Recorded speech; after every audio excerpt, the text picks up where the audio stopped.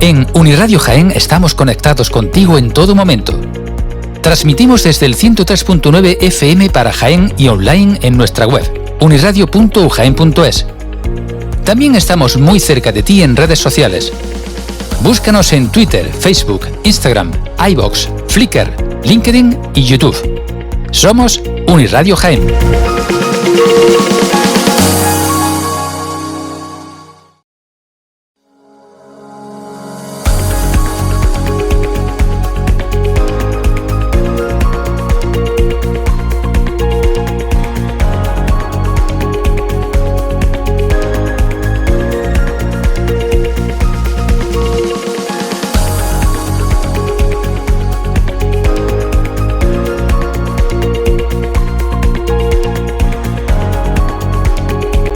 Uniradio Jaén, 103.9 FM. Seas como seas, esta es tu radio. Suscríbete a nuestro canal de YouTube y mantente informado sobre nuestro contenido y actualizaciones haciendo clic en la campana.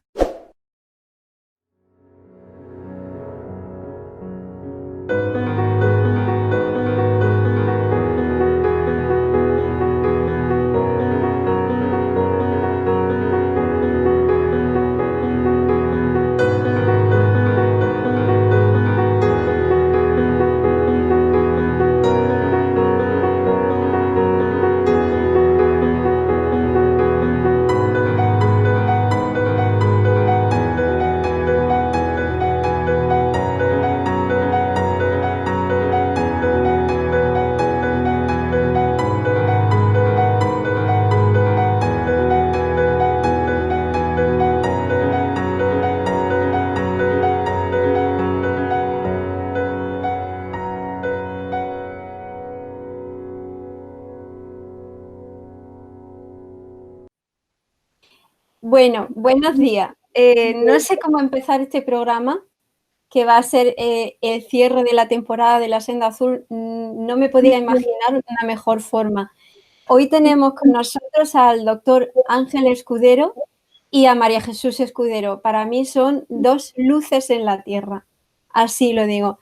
Voy a dejar y voy a pasar la palabra al doctor Ángel Escudero. Será un honor escucharte. Gracias, Sisi. Te voy a resumir los 87 años que cumplo hoy en mi vida. Después me preguntas lo que quieras. Nací en un pequeño pueblo de la provincia de Alicante, Redován, a 4 kilómetros de la ciudad de Orihuela, donde estudié el bachiller en el Colegio de Santo Domingo, que por aquellas fechas lo regentaban los jesuitas. Por cierto, los jesuitas no me enseñaron a amar a Dios.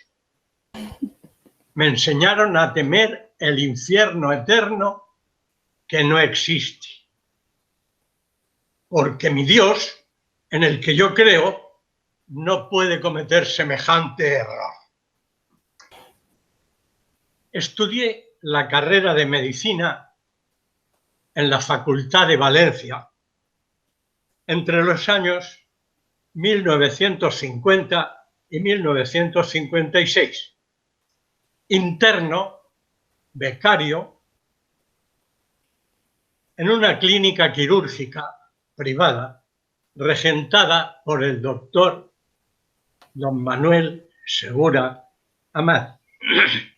En esa clínica aprendí a manejar los anestésicos de los años 50, éter, cloroformo, pero sobre todo lo que más me gustaba era asistir al quirófano como primer ayudante.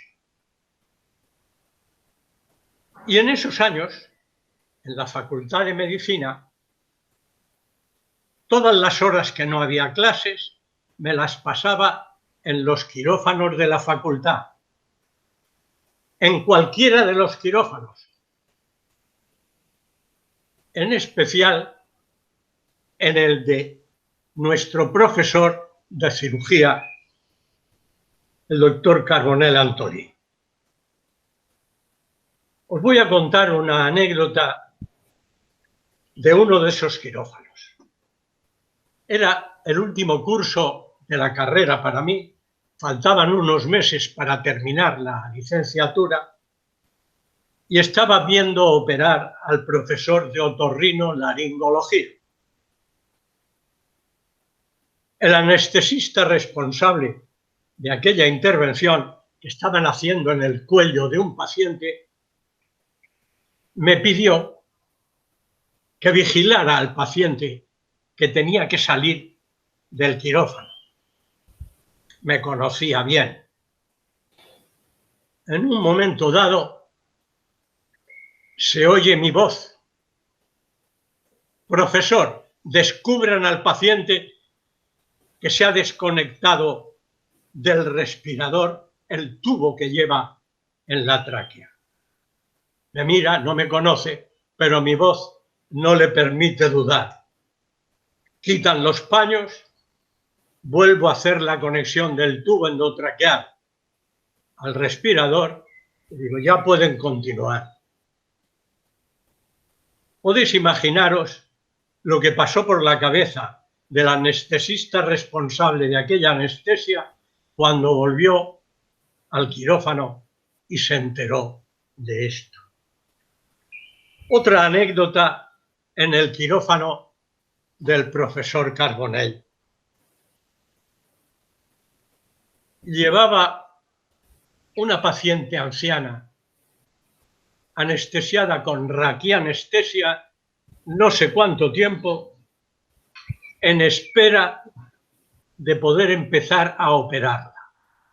El poder empezar dependía de que una radiografía de prueba estuviera a disposición del profesor Carbonell.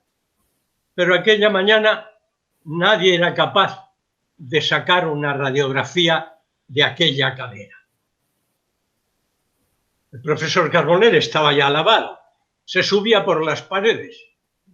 Se me ocurre a mí coger una nueva placa, colocarla,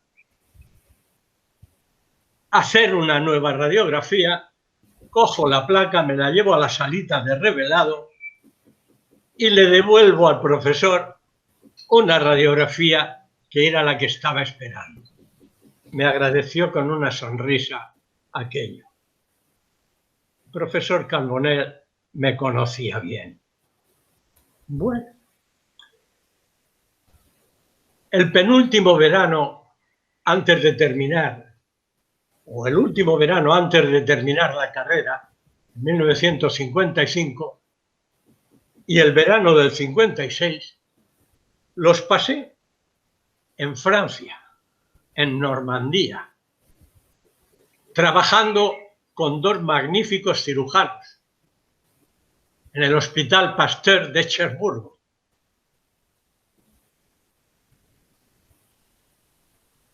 Terminada la carrera, piden desde el Sanatorio Antituberculoso de la Magdalena de Castellón, en el que se empezaba a hacer cirugía torácica, piden a la Facultad de Medicina un anestesista joven. Y a la facultad se le ocurre dar mi nombre. Pasé en ese centro los 6 meses más felices de mi vida de soltero, ocupado de la anestesia en cirugía torácica. Os voy a contar solo una anécdota de esos 6 meses. El cirujano, director del centro, me dice que estudie a una paciente de 17 años que tenía una caverna tuberculosa en el pulmón izquierdo. Que qué opinaba yo si estaba en condiciones de poderla operar. Le digo que sí. La intervención prevista era una segmentectomía, quitar solo un trocito del lóbulo superior izquierdo que abarca donde se encontraba la caverna. Estamos operando, oigo mi nombre, Escudero, ¿cómo está la paciente? Está bien, don Antonio, así se llamaba el cirujano. Es que he tenido un problema y tengo que hacer una lobectomía. Tengo que quitar todo el lóbulo superior izquierdo. Y digo, don Antonio, la vida es más importante que un lóbulo pulmonar. Sigue la cirugía. Al cabo de otro rato, vuelvo a oír mi nombre y me echo a temblar. ¿Cómo está la paciente? Y digo, se mantiene, y pienso, la mantengo lo mejor que puedo. Es que he tenido otro problema y tengo que hacer una neumonectomía. Tengo que quitar todo el pulmón izquierdo. Y saqué viva del quirófano a aquella jovencita de 17 años sin su pulmón izquierdo. Podéis suponer la importancia que ha tenido en mi vida el conocimiento de la anestesia. Química, en principio. Me tentaron para que me quedara como anestesista en Castellón, pero yo les dije que no me interesaba. Yo estaba preparando oposiciones para sanidad militar. Yo no había hecho las milicias universitarias. Yo no había pasado aquellos 2 veranos que mis compañeros de carrera pasaban en los campamentos militares. Tenía que pasar de civil a médico militar si ganaba las oposiciones. Así que hice las oposiciones y después de pasar unos meses en la Academia de Infantería de Toledo, por un año no me tropecé con el rey Juan Carlos en aquella academia. Otros pocos meses en Madrid, en la Academia de Sanidad Militar, y salgo como teniente médico, de civil a teniente médico destinado al regimiento de Infantería de Alucemas número 5, que tenía su plana mayor en Seganga, un pueblo a pocos kilómetros de la ciudad de Melilla. Al llegar allí,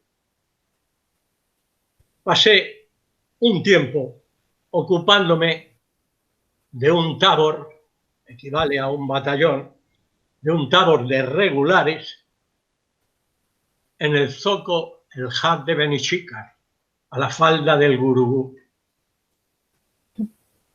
Recuerdo que me costó dormir los primeros días, las primeras noches en aquel campamento, rodeado de una muralla, y que por las noches oíamos una cantinela durante toda la noche. Centinela el 1, centinela el 2, centinela el 3. Y si alguno no contestaba, el oficial de guardia iba a ver qué pasaba. Bueno, de allí pasé a otro tabor en Yasanen, también a la falda del Gurugú. En ese tabor mataba mi tiempo libre operando perros y gatos con el material que tenía residual de la guerra civil española. Bueno,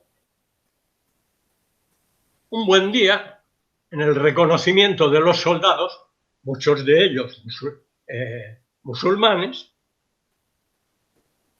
uno de ellos tiene un quiste de tiroides y lo hospitalizo en el hospital de Melilla.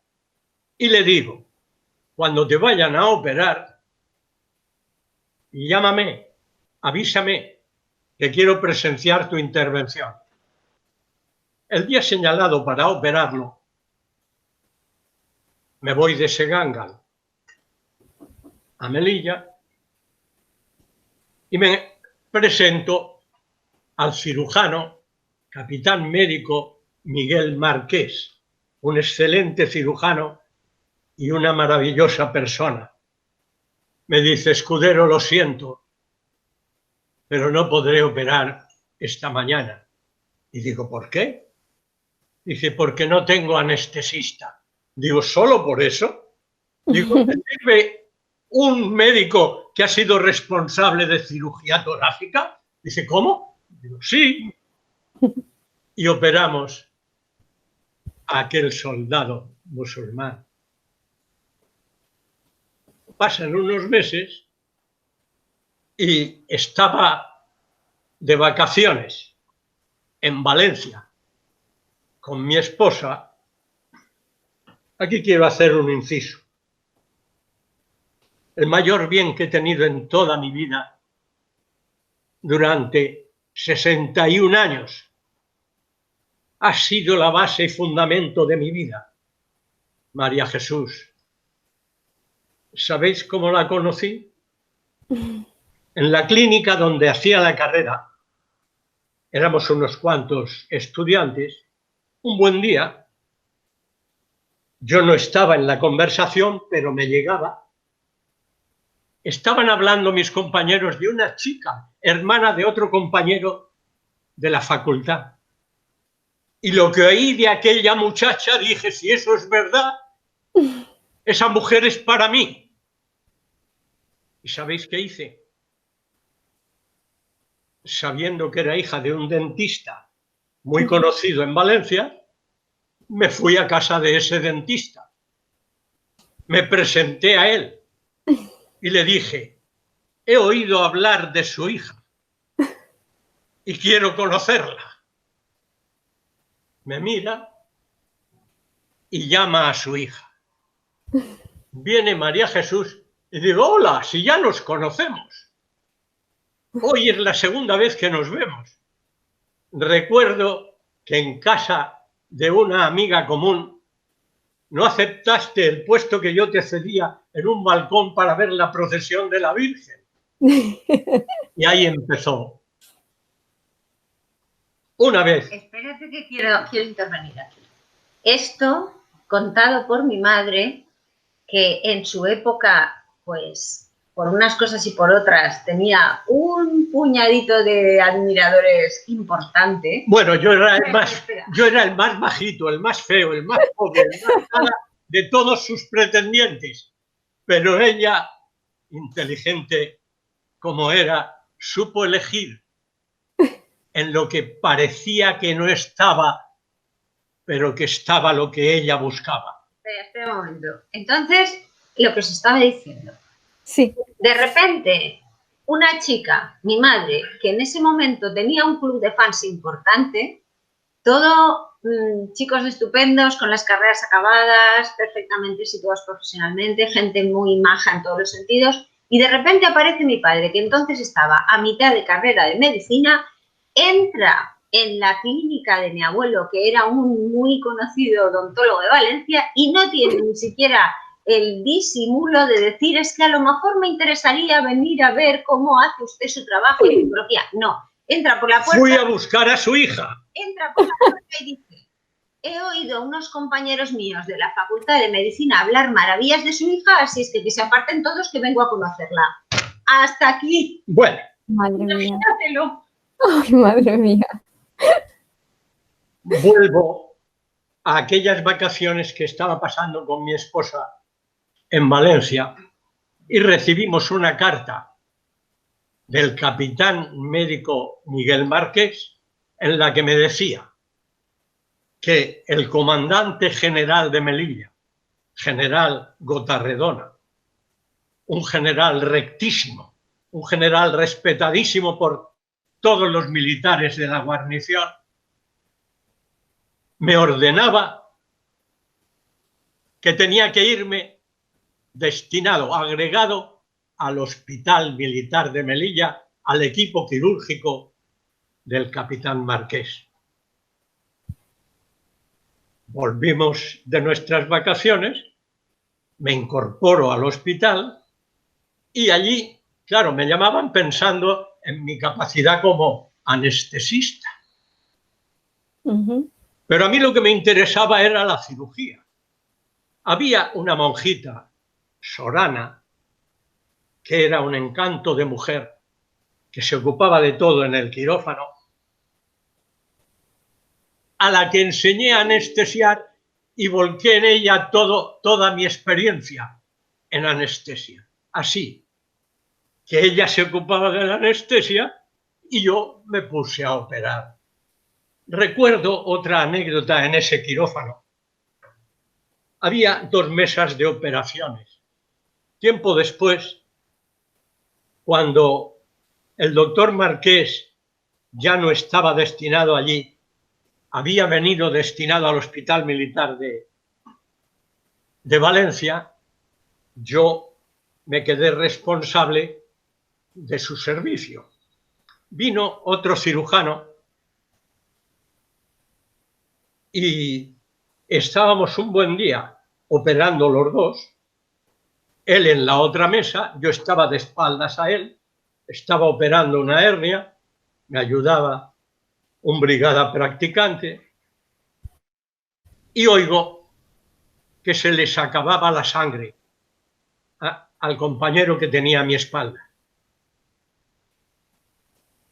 Le digo a mi ayudante, pon un paño sobre la herida que necesito salir del quirófano. Salgo del quirófano, me voy al laboratorio, cojo a una monjita y le digo, hermana, sácame un frasco de sangre, 300 centímetros de sangre.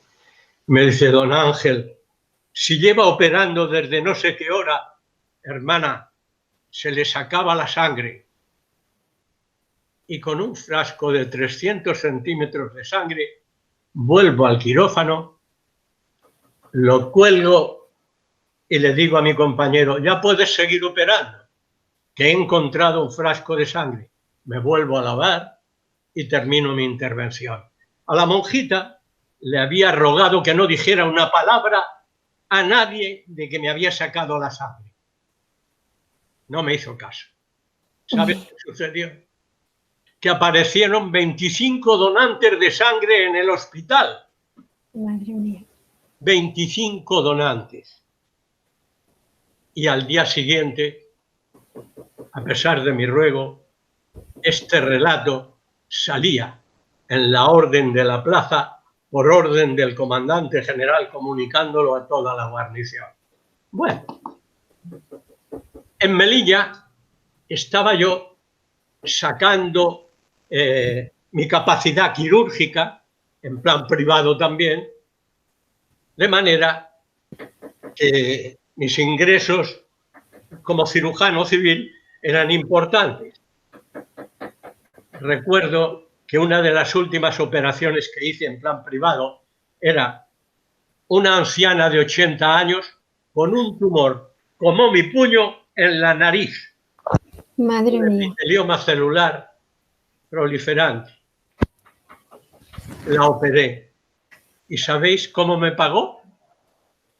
Me regaló medio televisor Luxor sueco. Una maravilla. Lo pagué yo. Bueno, decidí volver a Valencia. Y cuando ya estaba destinado en Valencia, donde conseguí la primera plaza que se publicó de capitán médico, no fue al hospital militar, fue a una unidad de sanidad militar. Y allí me encontré con el trabajo que yo no tenía ni idea de cómo hacer. Como era el último capitán médico que llegaba, me dieron, pues, lo que no querían los demás capitanes médicos. Ser instructor de una hornada de reclutas. Yo no tenía ni idea de cómo hacer aquello, pero tenía a mis órdenes un sargento y un cabo primero que sabían de aquello todo lo que yo ignoraba. Así que aquello fue una maravilla. Yo me dediqué simplemente a dirigirles para que hicieran lo mejor posible aquello. Otra anécdota de ese tiempo. El capitán general de Valencia ordena que ningún recluta saliera de permiso de fin de semana hasta que no terminara la instrucción. No obstante, el jefe de aquella unidad me llama un día a su despacho y me dice: escudero, el general tal me pide que un soldado que tienes en tu compañía vaya este fin de semana a su pueblo, que son fiestas, y a esa fiesta va a ir el general. Y digo, muy bien. Reúno a la compañía y digo, aquí uno de vosotros es enchufado de un general. Se va a ir de fin de semana a su pueblo porque hay fiesta. Declaro fiesta en el pueblo de cada uno de todos vosotros. Y mandé a toda la compañía de fin de semana a sus pueblos. Bueno, Ay, qué bueno. por entonces, yo estaba ya en Valencia empezando a trabajar en plan privado y hubo un momento en que, recordando mi deseo de hacía años de conocer cómo usar anestesia psicológica para operar, tenía previsto operar una pierna de varices en una paciente alemana a la que le había operado la primera pierna hacía unos meses y estaba muy contenta. Por aquellas fechas hay un pequeño curso en el Colegio de Médicos dirigido por sofrólogos, lo dirigía el doctor Slocker, y yo me apunto a él. Y le pregunto, oye, ¿cómo podría anestesiar una pierna para operarla de varices? La respuesta fue que no tenía ni idea como sofrólogo. Pero con lo que yo iba trabajando, poco a poco, recuerdo que un buen día le digo a mi hija, ¿me dejas que te anestesie un poquito de una mano y verás que te puedo pasar una aguja y no pasa nada? Y me dijo que sí. Le dirijo un breve ejercicio de relajación, la saco de la relajación, le paso la aguja y no se entera. Poco después me dice, papá, pásame las orejas para ponerme pendientes. Hago lo mismo, le dirijo un breve ejercicio de relajación, le hago pensar que las orejas están anestesiadas, la saco de la relajación, le doy un pellizco arriba de la oreja y dice, papá, me duele. Digo, ¿no has dicho orejas? Dice, sí, pero he pensado en lóbulo, donde me vas a pinchar. Ay, qué lección claro. me dio, sin saberlo. Qué bueno. Lo importante no es lo que yo le decía, lo importante es lo que el paciente, ella, había pensado. Esa fue una lección impresionante.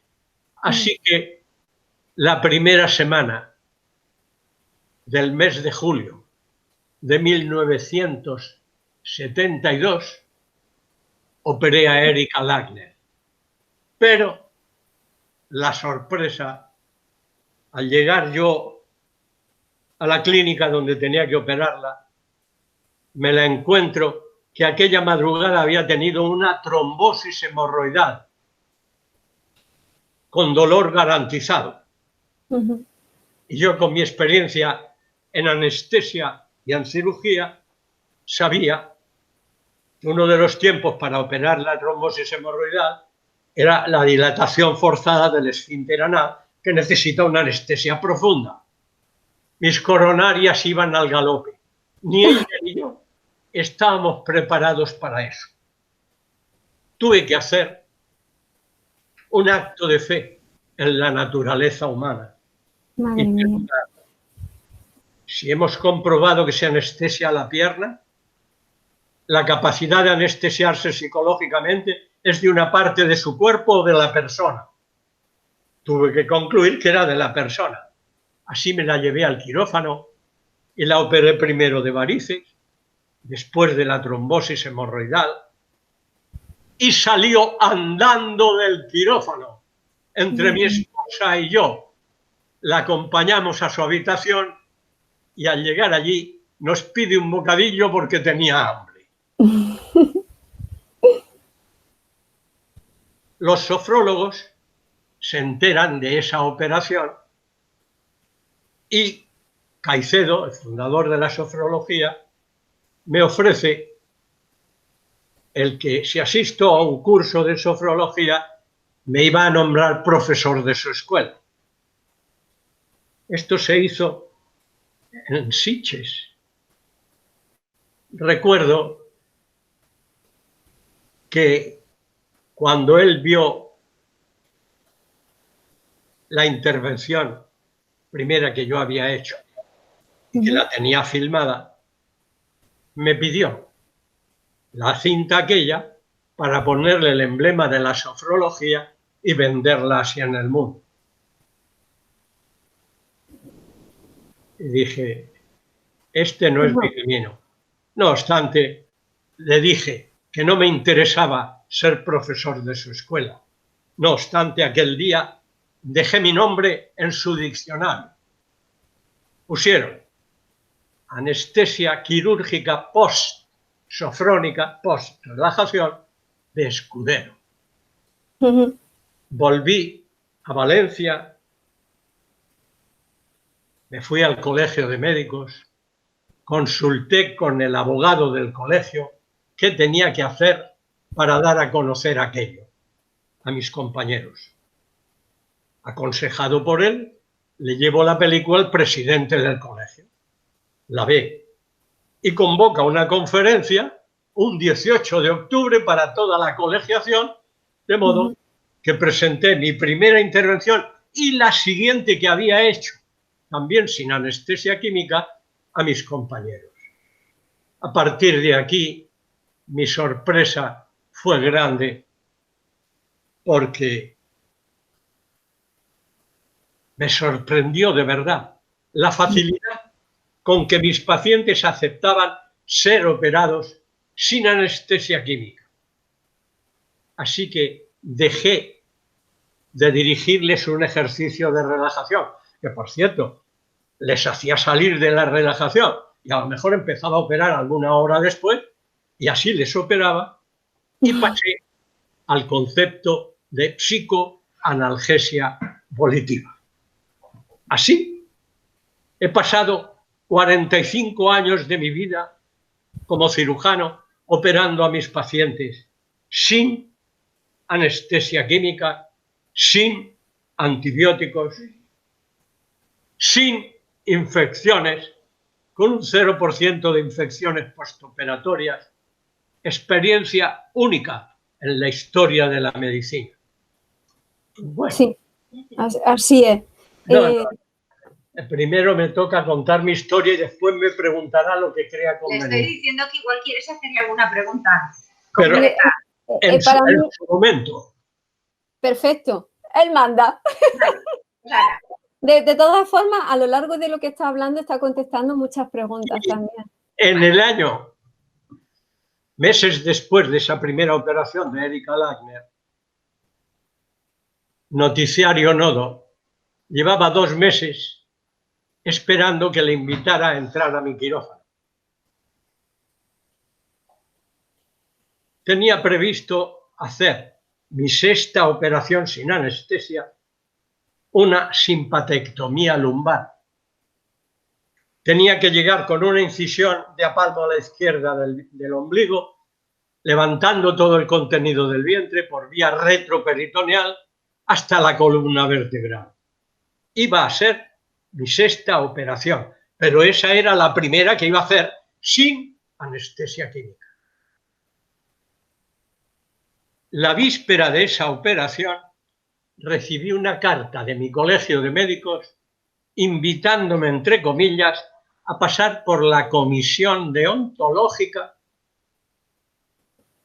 porque los medios de comunicación habían difundido en toda España mis intervenciones y mi experiencia, que por supuesto eran noticia. me invitaban a pasar por la comisión deontológica. Y digo, sí, tenía dos opciones. O me arrugaba y dejaba de operar al día siguiente, o me plantaba. Y llamé a Noticiario Nodo y dije, van a ver lo que hago hasta en los cines de toda España. Sí, En yo lo he abril visto. de 1973, el Nodo 1578 Serie B, en color, en toda España, en los cines, se vio aquella simpatectomía lumbar. Pasé por todas las cribas que el colegio me puso. No sabían que cada vez que me ponían una barrera, yo me sentía más fuerte al tener que saltarla. Les tuve que agradecer todas las pegas que me pusieron. Y así salió mi experiencia, de manera que solo me faltaba añadir esto a la maternidad. Por aquellas fechas de 1973 estaba a punto de parir mi cuñada Mercedes. Y dije, vamos a aplicar mi experiencia en quirófano a tu parto. Y así parió con mi ayuda. Por cierto, que cuando ella fue hospitalizada pariendo, yo estaba en otro hospital operando. Cuando terminé de operar, volví a casa, cogí a Mamatús, mi esposa, y nos fuimos los dos a ver parir a su hermana. El ginecólogo había llamado a un anestesista y el anestesista dijo, no ha necesitado que le ayudáramos absolutamente en nada. Ha sido una auténtica maravilla. Ginecólogo y anestesista, testigos de la primera Noes Ibegui, mi sobrina Mercedes, que nació un día de San Valentín, el día de San Valentín de aquel año de 1973. Desde entonces han nacido en el mundo miles y miles de Noes Ibegis. Después de todo esto, yo dirigía cursos en el Colegio de Médicos de Valencia para cientos y cientos de matronas de toda España. En todos los hospitales de España iban naciendo Noes Ibegis. En este momento, mi hija, gracias a los medios de que disponemos hoy de comunicación, lo mismo atiende una embarazada en Chile que en Canadá o en Vietnam o en cualquier país de Europa. Espera que cuente como anécdota, hace unos pocos días estaban dando a luz en las mismas 24 horas una paciente nuestra en Estados Unidos, otra en México y otra en Argentina. Y les había hecho la preparación al parto por Skype a cada una de ellas en distintas fechas, sí, pero se pusieron de parto el mismo día.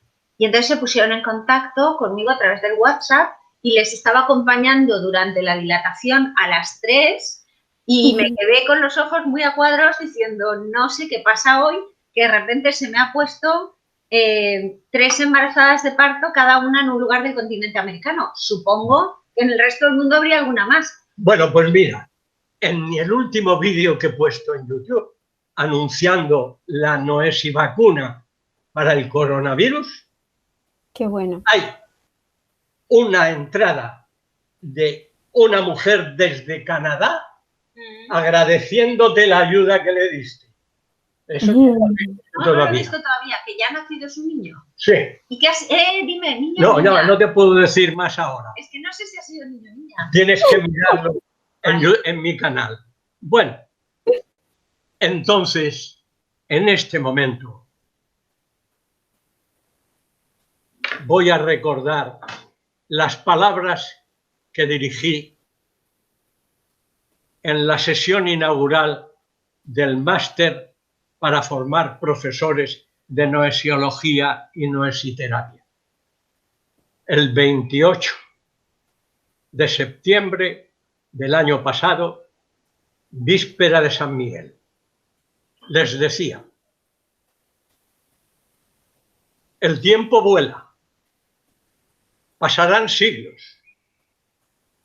Y cuando dentro de siglos, en la historia de la medicina, se encuentre el trabajo hecho por un cirujano español y valenciano, a finales del siglo XX y comienzos del siglo XXI, en tiempos de judicialización de la medicina, operando durante 45 años a sus pacientes despiertos, sin anestesia química, sin antibióticos, con un 0% de infecciones postoperatorias. Añado ahora, experiencia única en la historia de la medicina, enseñando a parir de la mejor manera conocida hasta el momento, con una sola sesión de entrenamiento en cualquier mes del embarazo, enseñando a poner en marcha los mecanismos naturales de la curación, enseñando en definitiva a vivir mejor, porque la noesiología enseña a la mujer a parir y a educar a su hijo para que viva desde que nace el resto de su vida y aprenda incluso a morir mejor con los conocimientos de la noesiología y de la noesiterapia en su caso. Y se preguntarán, ¿cuál fue el secreto de ese cirujano que se adelantó en siglos a la medicina de su tiempo? Porque en ninguna facultad del mundo se enseñaba lo que él hacía.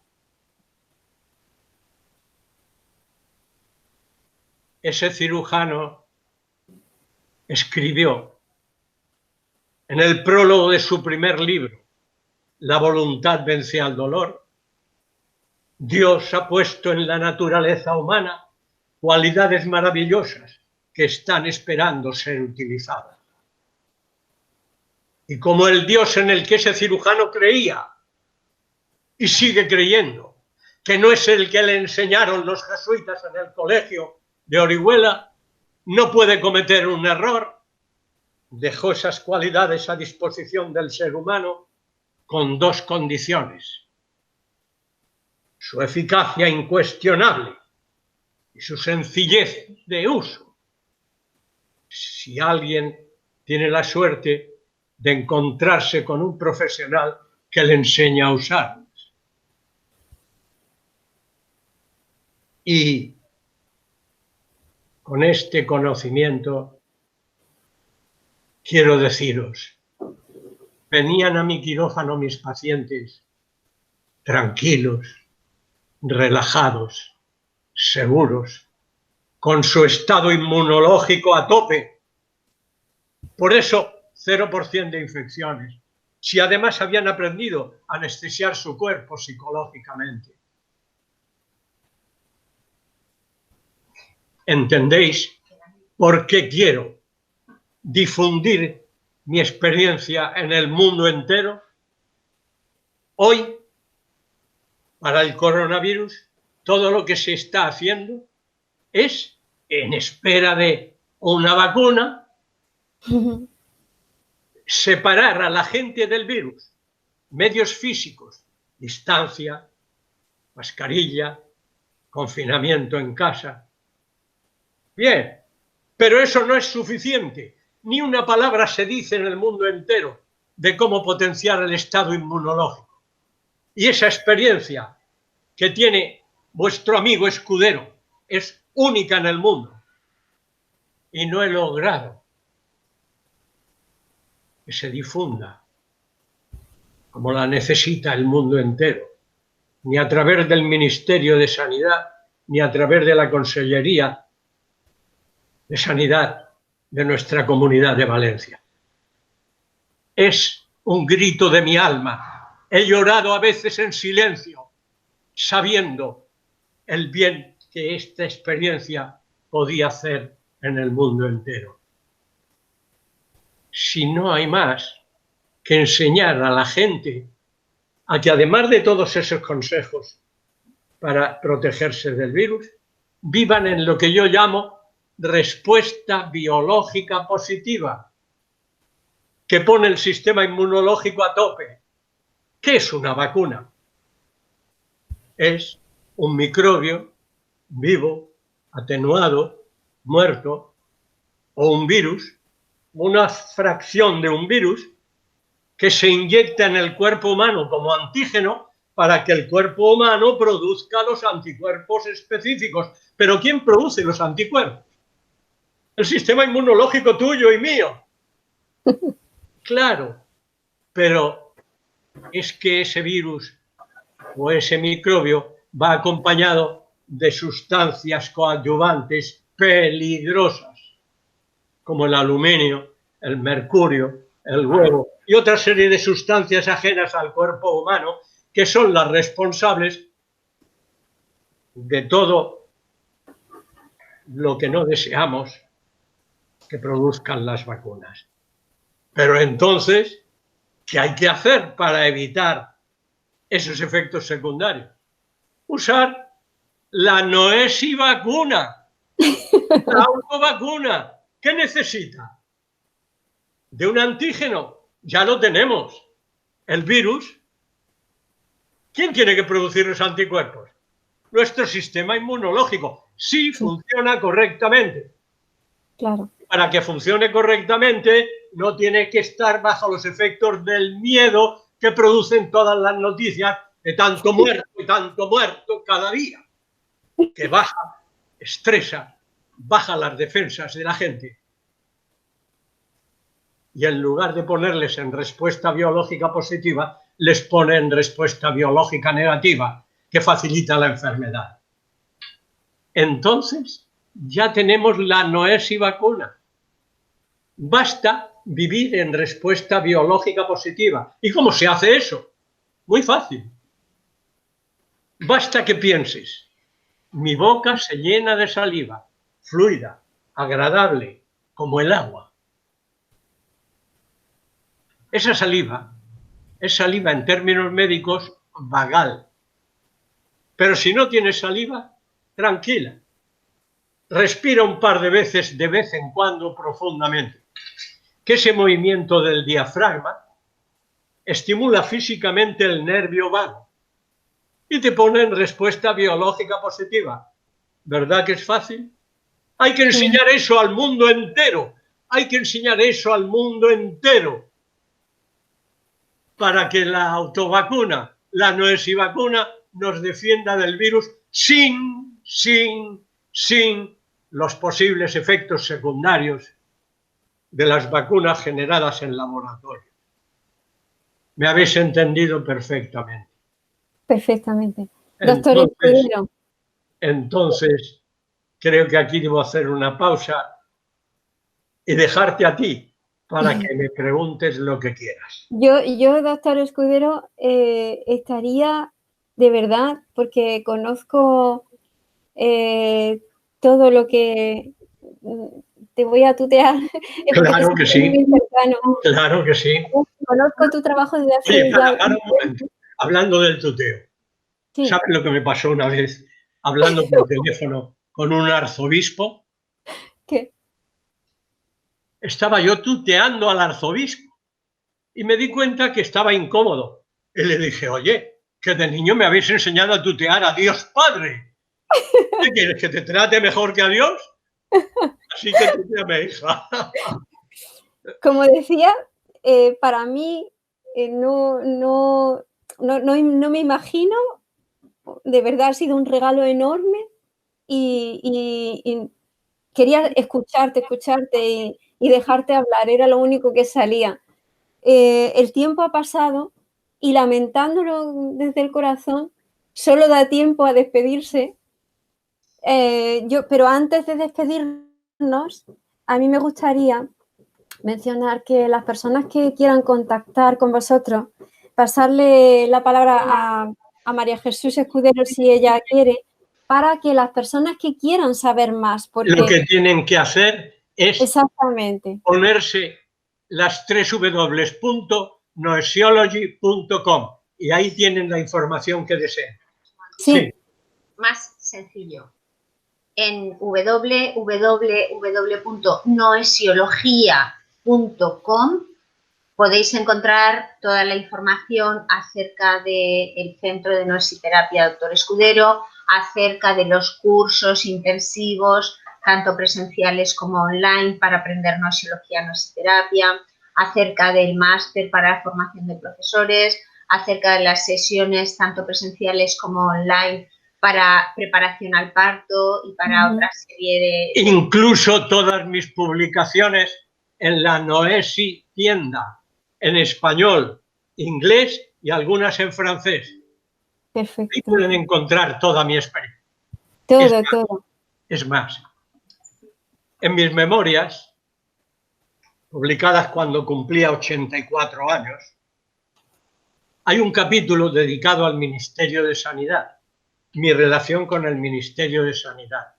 Una de las cosas que se pueden leer ahí es, yo decía, y lo comunicaba al Ministerio, cada receta que hace un médico tiene un coste económico cada vez que la hace, haga bien o haga mal al paciente. Si dispusiéramos de un producto que se receta solo una vez y sirve al paciente para el resto de su vida y que no tiene efectos secundarios y que es compatible con cualquier tratamiento que cualquier especialista quiera hacer, ¿qué tendríamos que hacer con ese producto? Añadirlo a la farmacia del ministerio. ¿Cómo? Mi vida entera y mi experiencia la tengo condensada en un aparatito como una caja de cerillas. Lo tengo en español y también en inglés. Toda mi experiencia metida en una cajita de cerillas que debería darse a cada paciente antes de recetarle nada de la farmacia. Pero le puedo... Sería una economía en farmacia tan grande que permitiría, porque ningún político tiene la fórmula para seguir pagando las pensiones, sería el único remedio para economizar miles de millones en farmacia, destinarlos a ese medio. Doctor Ángel, yo siento que por eso he dicho al principio que os veo como dos luces en el mundo, porque cuando hay una capa grande de hielo, el rompehielo tiene que tener un pico que es el que va rompiendo, el que se encuentra en la resistencia, y vosotros sois parte de ese pico, vais adelantado y vuestro trabajo necesita un nivel de comprensión y una sensibilidad muy alta. Pero también digo, o lo que yo siento cuando me encuentro, porque hay personas maravillosas en el mundo, siento que el tiempo es algo relativo. Le va a llegar todo esto, es mágico. Esto que estamos viviendo va a quedar grabado y esto va a llegar a alguien y llegará en el momento que lo necesite. Lo importante es hacerlo, dejarse uno ser. Yo en todo el resumen, y ya vamos a concluir, en todo lo que he escuchado de tu vida, que ha sido, bueno, un regalo inestimable para mí, o sea, tremendo. Me quedo con un mensaje, con muchísimos mensajes, pero uno de los mensajes es que has sido capaz de escuchar tu corazón, que lo has escuchado y has tomado acción. Y esto es un ejemplo y el resultado se va a ver. Y es más, habrá personas a las que no lleguéis a conocer y que vuestro trabajo y vuestra existencia haya tenido una repercusión enorme. Perdóname que te interrumpa. Atiéndeme. Sí. Las mejores televisiones de todo el mundo se han ocupado de mi trabajo. Sí. La BBC filmó 3 operaciones en mi quirófano con pacientes despiertos. Me hizo 3 documentales. El primero de 1 hora. ¿Te imaginas un documental de 1 hora en la BBC para la noesiterapia? Le puso de nombre Angel, mi nombre. Sí. para una serie científica, Your Life in Their Hands, tu vida en sus manos. Sí. La usaron mi capítulo para publicitar la serie de 5 capítulos en todo el mundo. ¿Sabes que en España no se ha visto? Televisión Española dijo que no tenía dinero para comprarla. Y así nos va. Y así Doctor Ángel. Siempre hemos desaprovechado las cosas geniales que han salido de la mente de compatriotas nuestros. Sí. En fin, pero aquí estamos. Aquí estamos. Todavía con 87 años me sobra además, fuerza, que energía tengo para seguir difundiendo esta experiencia, regalándola a quien quiera aprovecharla. Y la va a aprovechar muchas personas, doctor Ángel. Muchísimas gracias de corazón, que para mí ha sido increíble. Y nada, decir a los oyentes que tiene su propio canal de YouTube y ya pueden encontrarlo fácilmente. Oye, que en mi canal de YouTube, el último vídeo que he puesto, lo he titulado Noé, ya tenemos la vacuna. La Noé sí vacuna. Yo lo compartiré. Ay, lo compartiré. En fin. Sí. Yo lo compartiré. Doctor Ángel, muchísimas gracias. Muchas gracias. A ti. Muchas gracias. Y como decía Mamadou, mi esposa, el bien que seas, lo decía a los periodistas, el bien que seas capaz de hacer en tu vida te acompañará el resto de tu vida.